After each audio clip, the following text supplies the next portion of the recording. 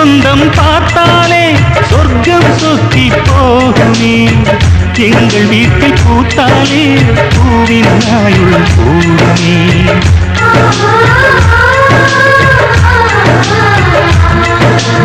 இரண்டு கண்கள் என்றாலும் பார்வை என்றும் ஒன்றுதான்.